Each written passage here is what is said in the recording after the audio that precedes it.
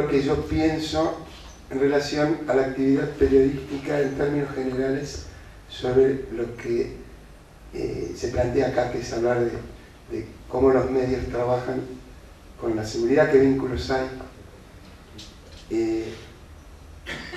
Pero no se sabe y se sabe. Es decir,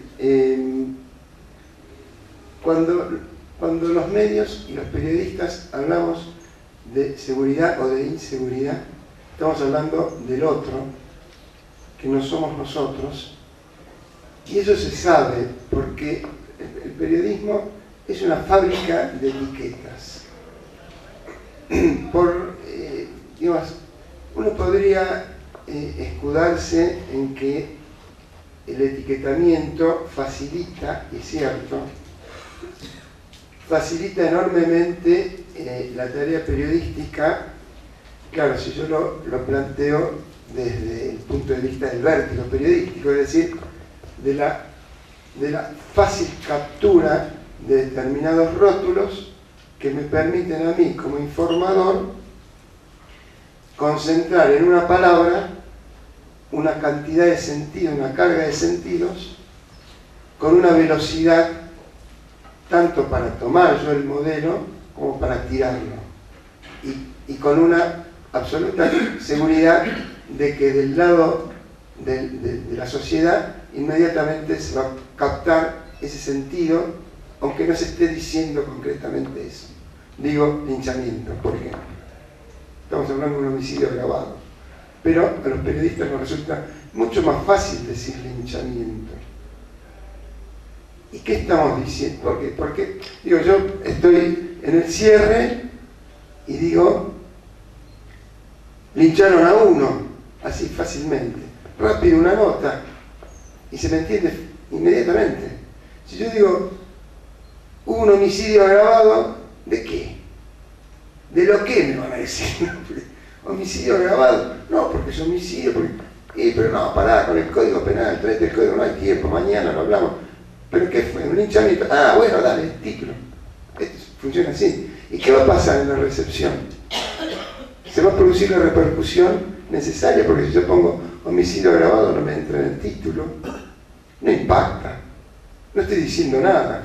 ¿Cuántos homicidios agravados hay? ¿Ah? En cambio, si digo linchamiento, yo ya estoy diciendo, y mataron a uno porque, bueno, el tipo se mandó a robar, y bueno, qué sé yo, está mal, pero eso no lo estoy diciendo, pero lo estoy queriendo decir, ¿eh?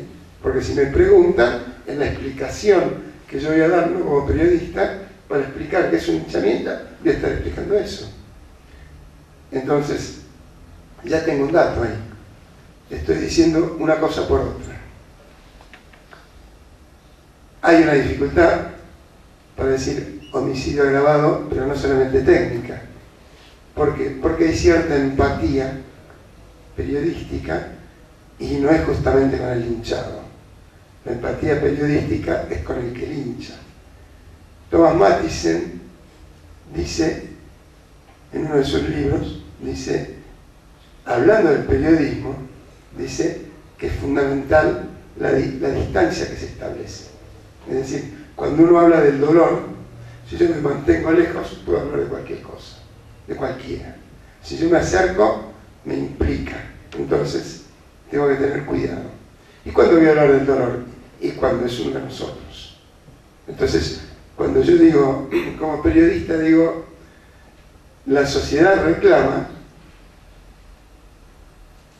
uno se imagina que están todos de un lado reclamando y hay uno ahí que está escuchando, uy, ¿qué hago ahora con esto? No, cuando dicen la sociedad reclama, está reclamando contra otros, contra esos otros que van a ser los linchados, los que están justificados de ejercer justicia por mano propia, otra etiqueta. No existe la justicia por mano propia. Sin embargo, como periodista, yo estoy supuestamente habilitado a rotularlo de esa manera porque es más fácil, los justicieros, y de paso digo, bueno, he estado ausente, ¿qué querés que haga? Y lo tuve que matar en defensa propia, como pasó el defensor de seguridad o no sé titular de un foro creo que de Loma de Zamora, en la zona sur de Esteban Echeverría, de Buenos Aires, que el encargado de la seguridad mató a su esposa cuando volvía, llegaba con el auto con su madre y su hijo. La explicación del tipo es que con el arma, este es el defensor de seguridad o algo por el estilo, con el arma corrió la cortina como en las películas del Far West y disparó sin querer. No importa si lo hizo a propósito o sin querer, si quería matar a la mujer o quería matar a la madre, digamos, ¿no? Al hijo, como periodista, rotulo que no. Pero qué sé yo, no tengo la menor idea. La cuestión es que el periodista que le tomó la entrevista no le preguntó, le creyó. Es decir, esto es como una película y un tipo que sabe de armas, que diga que el arma se le disparó, cuando la tiene que tener lista para disparar, en la casa, corre la cortina con el arma. Yo no le creo, tiendo a no creer. No hubo preguntas, no importa si es verdad o no, no hubo preguntas. ¿Por qué no hubo preguntas?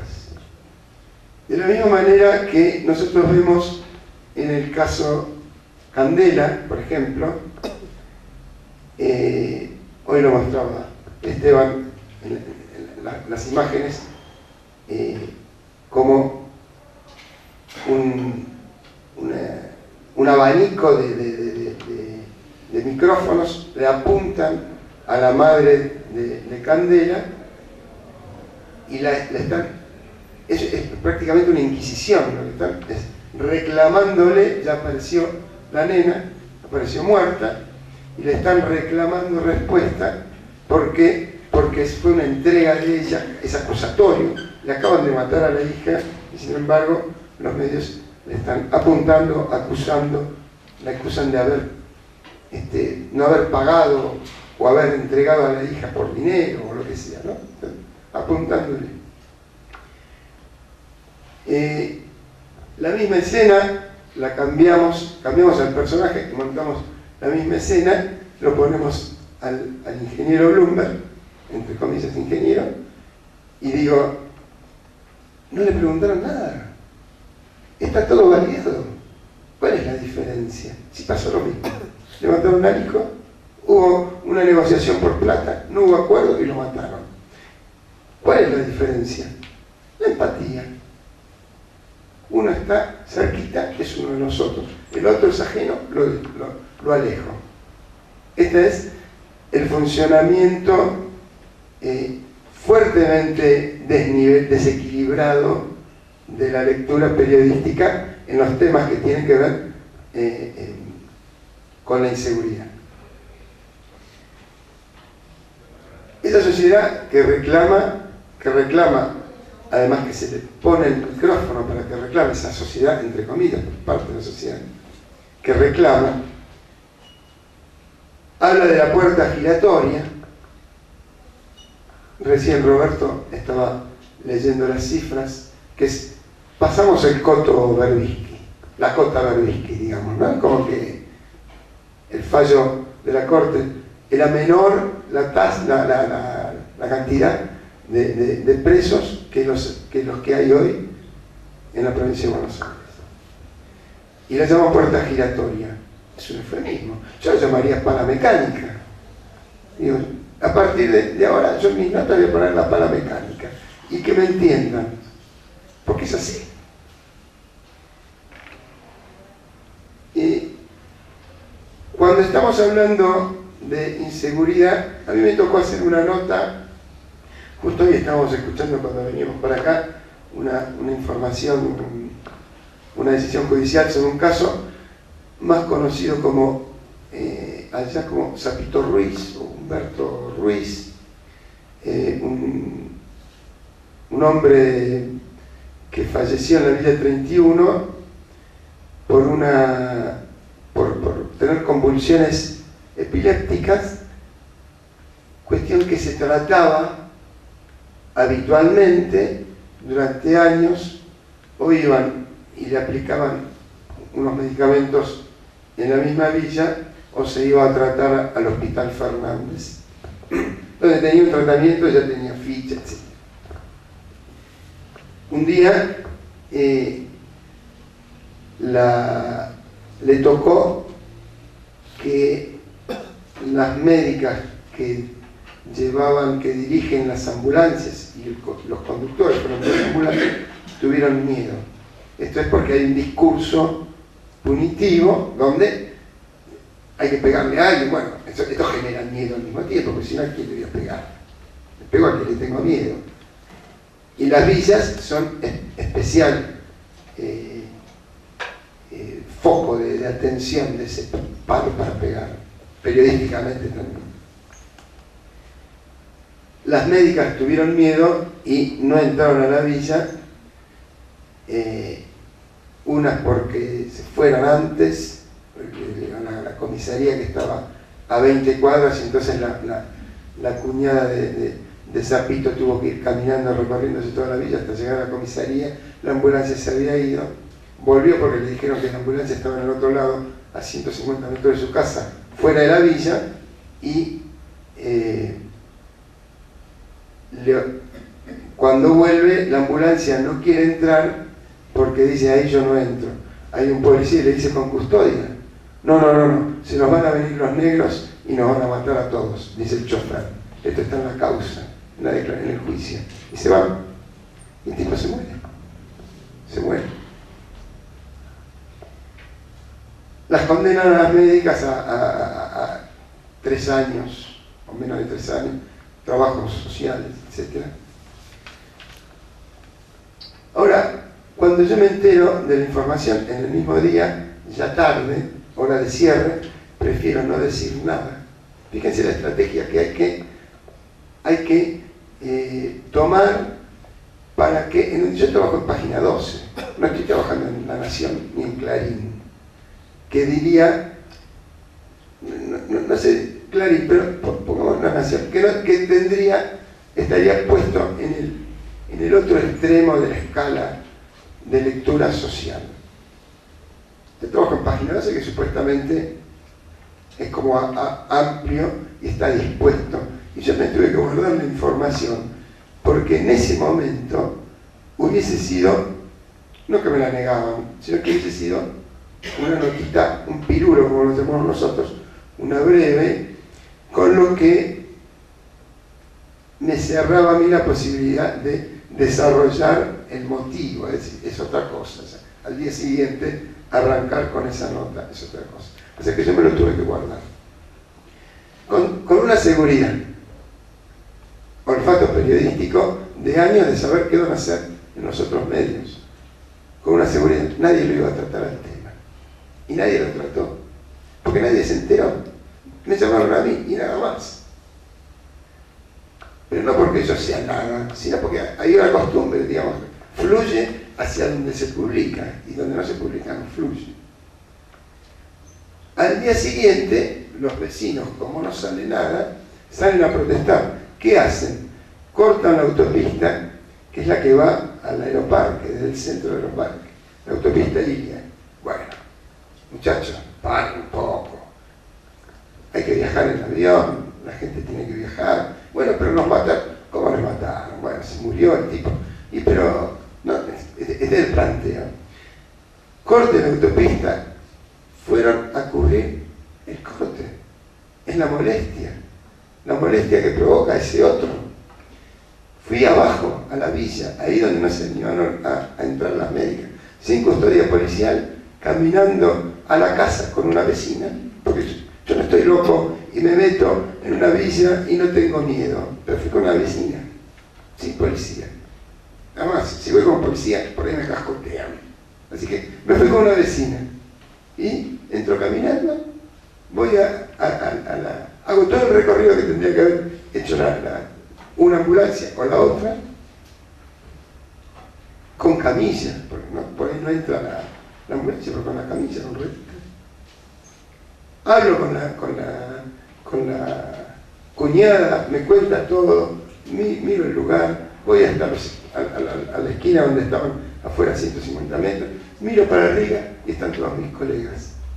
Están hablando de la inseguridad y yo contando abajo que un hombre, una persona, murió porque no la atendieron. Eso no entraría dentro del rótulo de inseguridad, por eso digo que yo como periodista de inseguridad no sé nada. Acá mataron a un tipo, y por falta de atención. Yo como periodista igual tengo que estar ahí, igual que la médica tiene que estar ahí, porque yo estoy trabajando con algo que es un producto que no es propio mío, no es propiedad del medio aunque sea privado, es información de la sociedad. Yo necesito la libertad de expresión, pero como herramienta. Yo estoy obligado con el derecho de la sociedad a estar bien informada. Y si yo cuento el corte, que es una noticia, pero no cuento por qué estoy desinformando.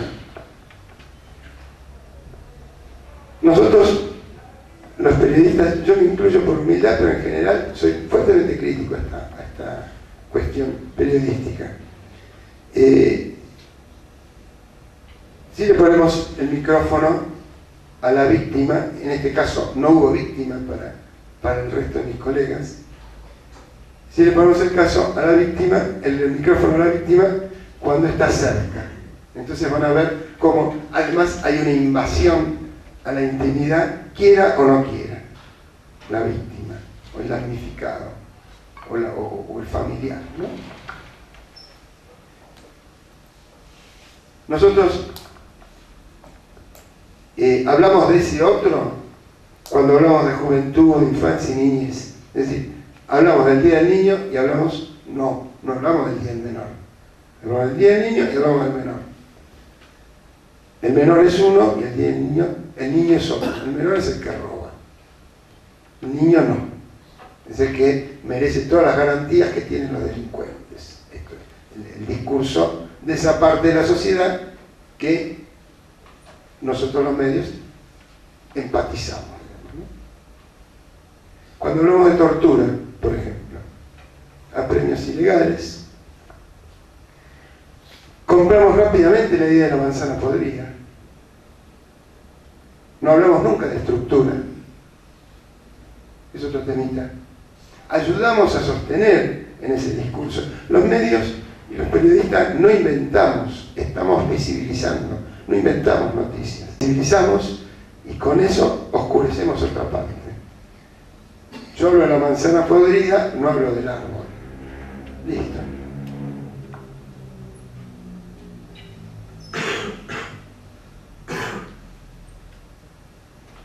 Y a mí me parece que muchas veces en esa función periodística hay un desconocimiento, y ese desconocimiento no necesariamente tiene que ver con una toma de posición consciente, muchas veces sí, pero muchas veces está fuertemente implicado por ese formato que hoy es la función periodística, que es como una maquiladora, una productora en serie de noticias, donde el periodista entra dentro de un sistema en el que mejor no repreguntar porque lleva tiempo, mejor tomar la voz monopólica policial porque me garantiza un título y me voy rápido a casa, y de esa manera yo puedo escribir 3-4 notas en el día, y 3-4 notas en el día hay que escribirlas,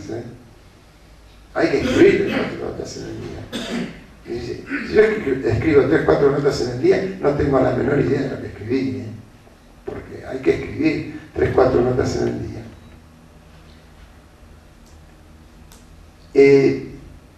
Es no saber eso, y me resulta más cómodo. Me resulta más cómodo, sigo cobrando, aunque me bastardeen, me traten mal, pero yo sigo cobrando, vengo al día siguiente, entro en esa mecánica, por ahí no me tratan mal, digo, entro en esa mecánica, no pregunto, no repregunto y mantengo ese sistema. Como periodista, yo lo puedo evitar formándome, generando una agenda que abra el abanico de consultas, que me permita tener varias campanas, ¿no? Que me permita tener funciones diferentes a las que se supone que me está pidiendo el sistema, como ni siquiera una empresa, el sistema de información.